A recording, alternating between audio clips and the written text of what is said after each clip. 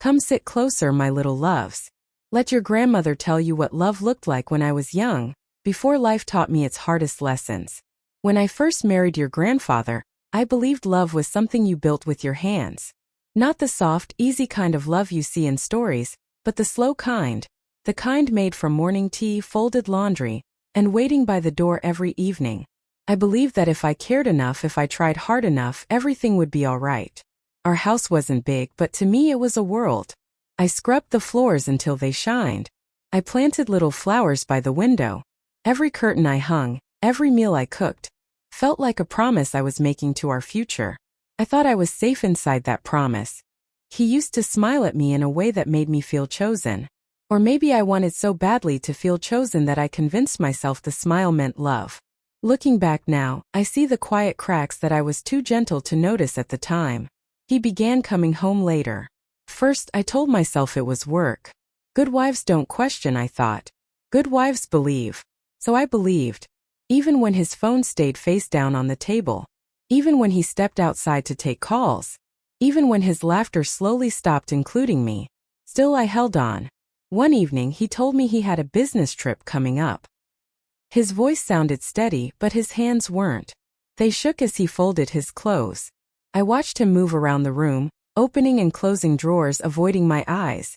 I remember how the air felt heavy that night, as if the walls themselves were holding their breath.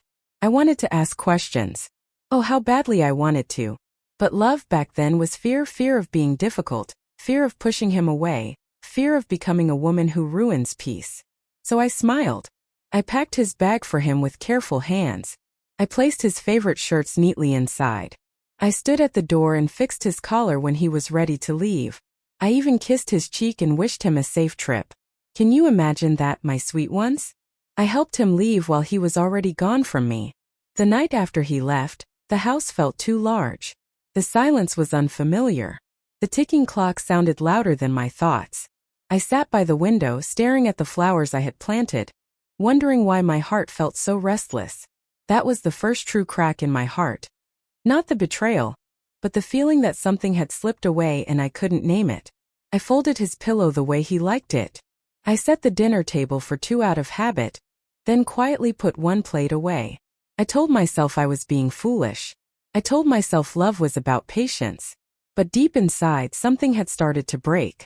Not loudly, not dramatically, just quietly, like a small crack in glass that spreads slowly, silently, until one day it shatters. Come a little closer, my darlings.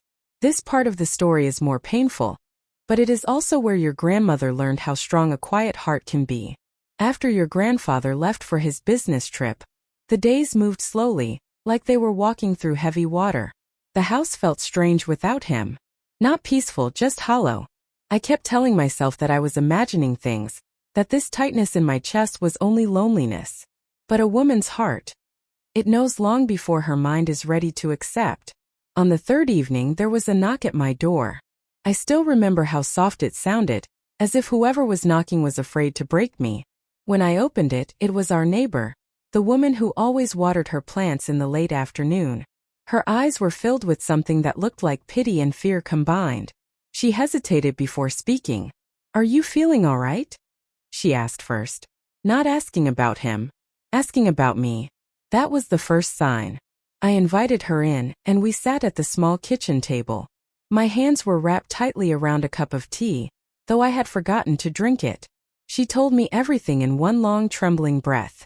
He wasn't on a business trip. He wasn't alone. He had gone away with another woman, and her whole family. Her parents. Her siblings. Smiles, photographs, laughter.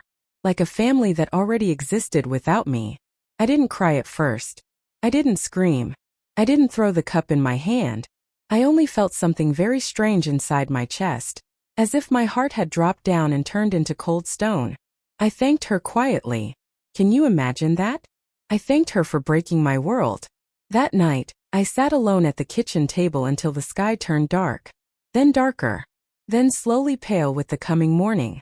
I replayed every memory, every smile, every moment where he looked away from me. And suddenly, all the quiet cracks I had ignored came back to me, clear as day. The late nights. The secret phone calls. The way he smiled at messages I never saw. It all made sense. I finally cried, but not loudly. I pressed my face into my hands and let the tears fall into my palms so no one would hear. My chest hurt in a way I didn't know was possible. It felt like breathing through broken glass. But something else happened that night too. Something important. In the middle of my heartbreak, I felt a strange calm growing inside me. Not peace but clarity. Like the sky after a storm when everything looks sharper. I went and looked at myself in the mirror. My eyes were red. My face looked tired. And for the first time, instead of blaming myself, I felt sorry for myself. Why should I be the one to break? I whispered. That question changed everything. I stopped crying slowly. I washed my face. I combed my hair. I sat down with a quiet mind and started thinking. Not like a wounded woman, but like a woman who deserved respect. While he was out there laughing, creating memories with someone who was not his wife, I was planning my escape. Not with anger. Not with madness. But with the kind of calm that scares people when they finally understand it. I didn't call him. I didn't beg. I didn't confront. Instead, I began to collect documents. Papers. Bank details. Legal files. Not because I had been planning revenge, but because some part of me had always protected myself quietly. And that night, my sweet ones, your grandmother turned from a broken woman into a silent storm. He was still far away, smiling in photographs. He had no idea that while he was gone, I was preparing to disappear. My sweet ones, this is the chapter where your grandmother stopped being a woman who waited and became a woman who chose. After that long night of truth and quiet tears, I woke up with a strange kind of calm. The kind that comes after you've cried so much that there are no tears left. The sky outside looked the same, the birds still sang, and the world continued as if nothing had happened. But inside me, everything had shifted. I walked through the house slowly, touching the walls, the furniture, the small decorations I had chosen with loving hands. Every corner was filled with memories. Laughter, arguments, hopes, dreams, all hidden in the quiet dust of everyday life. And I realized something very gently. This was not just his house. This was not just his life. This was not just his story. It was mine. That morning, I dressed in my cleanest clothes and tied my hair neatly. I didn't look like a broken woman walking to ruin her own world. I looked like a woman going to take back what belonged to her. I went to a lawyer. My hands were steady when I placed the documents on his table. The deed of the house. The records of who had paid what. The truth spelled out clearly in ink and paper. I had kept everything for years without knowing why. Maybe God or fate, or my own soul had placed a quiet shield around me. The lawyer looked surprised. Maybe he expected tears. Maybe he expected anger. I gave him none. Within days, the house was listed for sale. Strangers walked through the rooms I had once swept on my knees, measuring walls that had heard my silent prayers. I watched quietly from the side, my heart aching but my spirit growing stronger. And then it was sold. The house he believed he owned. The home he thought would always wait for him. Gone. But I wasn't finished. I went back home and began to pack. Not in a rush. Not in chaos. Slowly. Carefully. Like someone folding up a chapter of their life with respect. I touched every object, deciding what deserved to follow me into my new life and what belonged only to the past. Clothes. Books. Old photographs. I didn't destroy memories. I honored them, then let them rest. I didn't leave a letter. I didn't leave a warning. I didn't leave anger behind. Silence was my message. When everything was ready, I locked the door one last time. I stood in front of the house and felt the wind touch my face. It felt like the first breath after being underwater for too long. Then I left the country. Oh, my little ones. You cannot imagine how terrifying and beautiful that was. A new language. New streets. New faces that didn't know my past. I was just a woman with a suitcase and a heart full of scars. I cried on the airplane quietly into my scarf, not because I regretted leaving, but because I was grieving the woman I used to be. In that new country, I worked small jobs. I cleaned floors, cooked in kitchens, folded clothes in silent rooms. Every coin I earned tasted like freedom. I learned to walk with my head higher. I learned that loneliness and peace sometimes feel like the same thing at first. While he was still away with his secret happiness, our house was no longer his. And I was no longer lost. I had stepped into a future he would never be able to touch. Now come closer, my precious ones. This last part of the story is soft, not sharp. Because the strongest endings are not loud, they are peaceful. Years passed after I left everything behind. The new country slowly stopped feeling strange, and the air began to feel like it belonged to me. My hands grew stronger from work, my heart grew lighter from distance, and my soul learned something I had never been taught before. I learned how to live without apologizing for existing. At first, I lived in a tiny room with a window that let in golden morning light. I would sit by that window with a cup of simple tea and breathe. No footsteps to wait for. No late-night lies. No fear of being forgotten. Just quiet. And in that quiet I grew.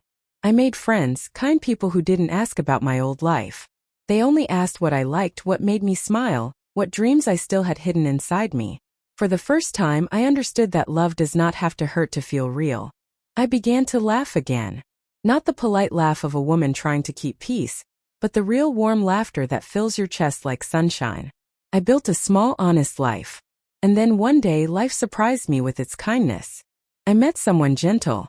Not perfect, not rich, not grand, just kind. A person who looked at me as if I was not something to use but someone to cherish. He did not ask me to shrink. He did not ask me to change. He simply walked beside me. But even if I had never met him, my life would still have been full. That is the truth. Because my revenge was never about another person. It was about choosing myself. Years later, I heard a whisper from the past. Someone told me he had come back to the old house, only to find it gone. Sold. Empty. No address. No wife waiting. Nothing but silence. He asked about me. No one knew where I was. My heart did not jump. My chest did not tighten. I felt nothing but a soft, distant calm. That was the moment I understood. He no longer had power over my heart. Then came the greatest gift of all. You, my beautiful grandchildren. When I first held you, your tiny fingers wrapped around mine, and I felt something bloom inside me that no betrayal could ever touch. Your laughter filled the quiet corners of my life with music. Your warmth turned my scars into something gentle. Sometimes you ask me why I smile so softly when I look at you. It's because you are proof that I survived. That I chose light over bitterness. That I walked away from pain and toward peace. My sweetest revenge was not selling the house. It was not disappearing without a word. My sweetest revenge was living well, living quietly, living freely, and loving you without fear. So remember this, my darlings. If your heart is ever broken, don't waste your life trying to hurt the one who hurt you. Build a life so beautiful. They are no longer part of it. Now come here, let your old grandmother hold you close. You are my happy ending. White heart.